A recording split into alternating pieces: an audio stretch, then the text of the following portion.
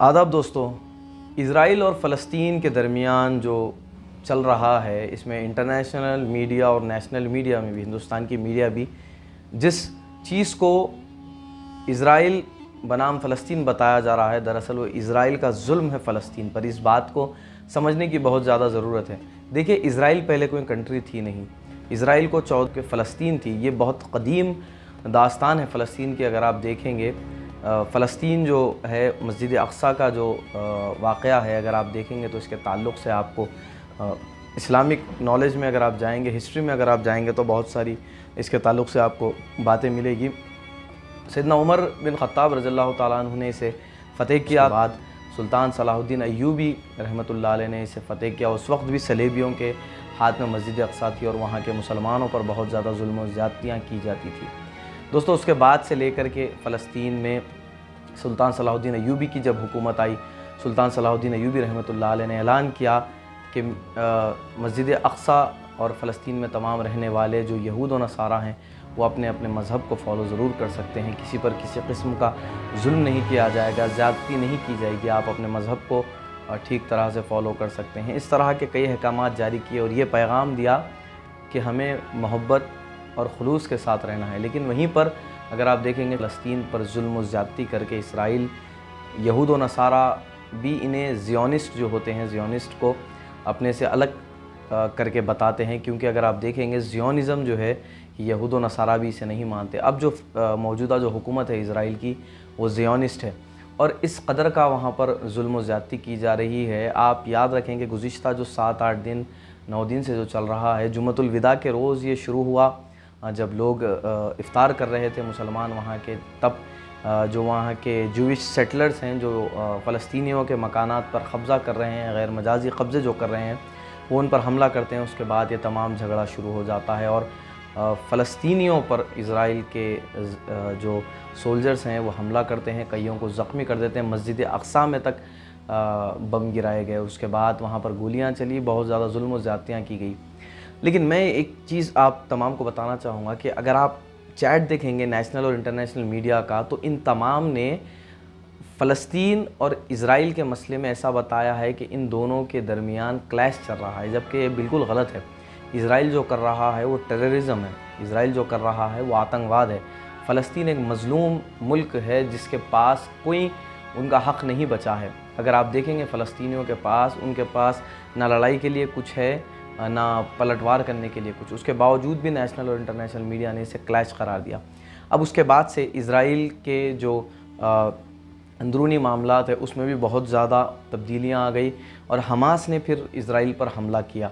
Israel पर जो हमला किया, उसमें भी बहुत ज़्यादा जो बातें की जा रही है। इज़राइल जो अपना रोना रो रहा है कि हमें मार दिया गया, हमें मार दिया गया। लेकिन यहाँ पर कितने फ़लस्तीनियों को मारा गया, इस बात को छुपाया जा रहा है। मैं बता दूं कि आज की तारीख़ में 197 फ़लस्तीनियों का आज तक गुज़िश्ता 7-8 दिन, ये जितने दिन से ये चल रहा है, इसमें 197 फ़लस्तीनियों का कत्ल कर दिया गया। फेसबुक पर हमने एक पोस्ट देखा, जो इंतकाल से पहले जो वहाँ का एक शहीद था, उसने लिखा कि मैंने अगर किसी का कुछ बुरा किया हो तो मुझे माफ़ कर देना। अब मालूम नहीं कि ज़िंदगी रहेगी या नहीं रहेगी। ये बहुत ही ज़्यादा, अगर आप देखेंगे तो एक गमगीन पोस्ट उसने किया और फिर उसके बाद पता चला कि कुछ वक्त के बाद उस शख्स की भी शहादत हो गई। दोस्तों, फ़लस्तीन के मसले में हिंदुस्तान ने भी अपनी राय साफ रख दी है। हिंदुस्तान ने कहा है कि हमारा स्टैंड क्लियर है, हम फ़लस्तीन के साथ खड़े हुए हैं।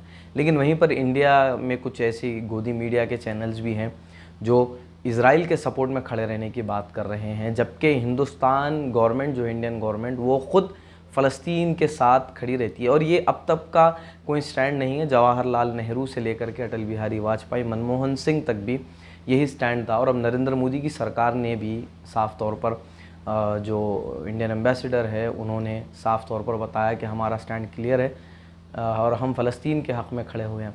वहीं पर जहाँ पर लोग India stands with Israel trend कर रहे हैं, ये उनके मुंह पर ज़ोरदार तमाचा है।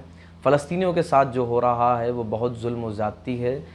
मुस्लिम ममालिक को सामने आना होगा। तैयब अर्दोग़ान बहुत सारी बातें कर रहे हैं कि मैं तमाम को जमा करूँगा और सबको मिल कर के इस मसले पर खड़ा होना होगा। लेकिन वहीं पर सऊदी अरेबिया इस मसले में आगे आता हुआ नहीं नज़र आ रहा है।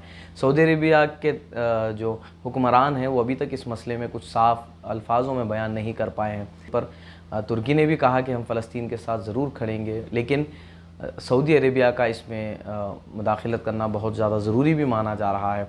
अगर आप देखेंगे तो कई आर्टिकल्स भरे पड़े हैं। मैं आपको कुछ आर्टिकल्स भी बताता हूं जहां पर आप देख सकते हैं।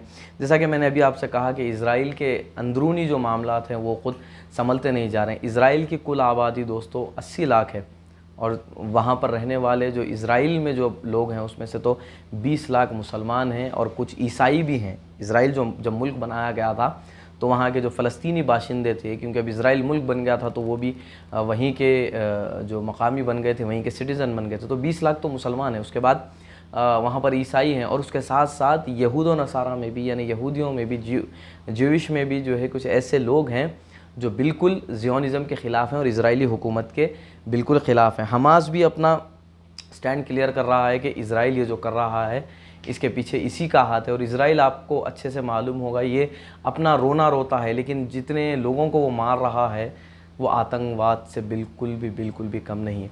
तो कहीं ना कहीं हमें हिस्ट्री में जाके चेक करना होगा कि अगर ज़ियोनिस्ट हुकूमत आई है तो ये किस कदर फ़लस्तीनियों पर जुल्म व ज़्यादतियाँ कर रहे हैं, जबकि अगर वहाँ पर दूसरी सल्तनतें थी सुल्तान सलाहुद्दीन अय्यूबी के बाद से, तो वहाँ पर मुसलमानों ने जुल्म व ज़्यादतियाँ बिल्कुल भी नहीं की और फ़लस्तीन में बहुत अमन का मामला रहा। इतना ही नहीं, इज़राइल इतना ज़्यादा बौखलाहट का शिकार हो गया और उसने गज़ा में एक मीडिया बिल्डिंग पर भी हमला कर दिया, जिसके बाद वहाँ की मीडिया बिल्डिंग बुरी तरह तबाह हो गई और तहस नहस हो गई, जिसमें बताया जाता है कि अल जज़ीरा की भी ऑफ़िस थी। अल जज़ीरा एक ऐसा नेटवर्क है जो अरब ममालिक के, ख़ास तौर पर अरब ममालिक के कई न्यूज़ ब्रॉडकास्ट करता है और ये जो इज़राइल का जुल्म फ़लस्तीन के साथ चल रहा था, इस मसले में भी कहीं ना कहीं पर अल जज़ीरा सामने आकर के ये तमाम तर चीज़ों को दिखा रहा था। अगर आप मेरे पीछे एक मैप देखेंगे, उस मैप में मैं आपको ये बताने की कोशिश कर रहा हूँ कि फ़लस्तीन जो है आज से तकरीबन 100 साल पहले कैसा दिखता था, उसके बाद किस तरह से फ़लस्तीन को घटाकर इज़राइल ने गैर मजाजी कब्ज़ा किया और फिर अभी इज़राइल का और भी बहुत ज़्यादा उनका प्लान है, शायद हो सकता है ग्रेटर इज़राइल के लिए ये तमाम तर साजिशें की जा रही है। E99 एक्सप्रेस टीवी के लिए मैं हबीब मसूद।